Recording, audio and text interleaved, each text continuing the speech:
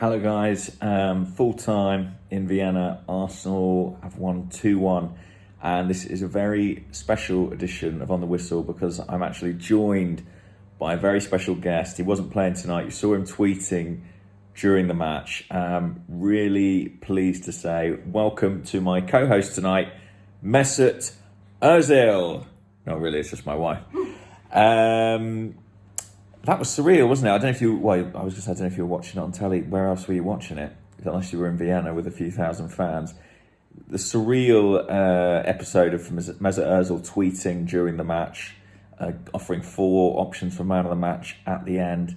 If he's not going to be active in the games, he's determined to be active on social media. I love Mesut. Just chipping in her analysis. What was I saying? By the way, these aren't my armchairs. I really think it's important to point that out. I ordered a sofa. It hasn't been delivered due to coronavirus. They look like they're made of granite. Horrible.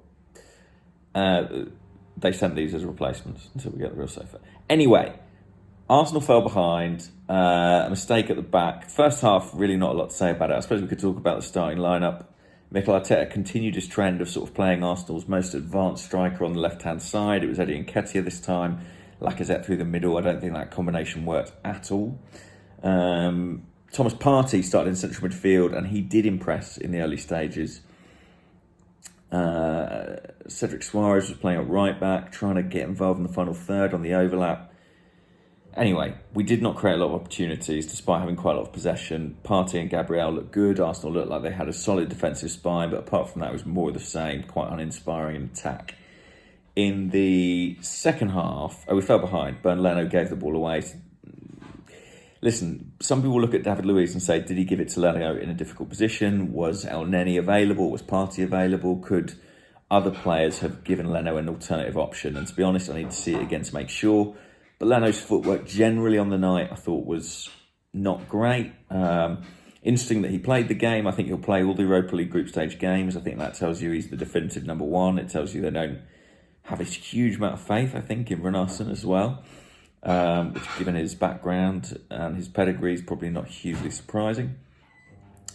So it's a mistake from Leno. It happens. I don't think playing out from the back is something you abandon. Because of that, you just continue with it, you get better. It's sort of an accepted risk of playing that way. Arsenal needed something to turn the game around, and I thought the changes Mikel Arteta made thankfully did that. I mean, obviously you bring on Aubameyang, it improves your goal threat. It wasn't just that, though. I think the introduction of Bellerin helped. You know, when Arteta said a few months ago, Cedric's actually our best right back in the final third. He's got the best delivery. I kind of thought at the time maybe that was intended to light a bit of a fire under Bellerin, and if it was, it's kind of worked. I mean, his form's dramatically improved since then. Cedric's delivery might be good, but I think Bellerin's movement, his pace, makes him much more dangerous in that part of the pitch, especially when he sort of goes into that narrow role where he's almost playing like an attacking midfield player.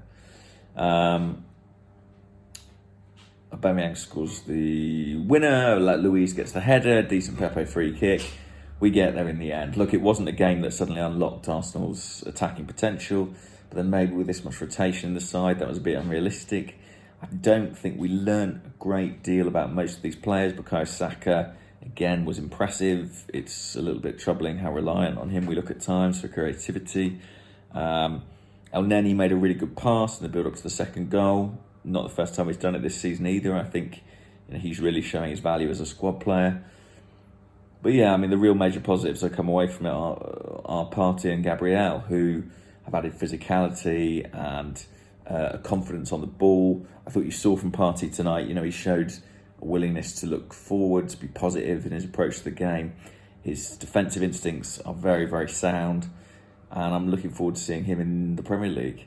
So Leicester, it will be a sterner test and will need to be substantially better. But we'll see what that brings. Right, I'll leave it there for now. Bye-bye.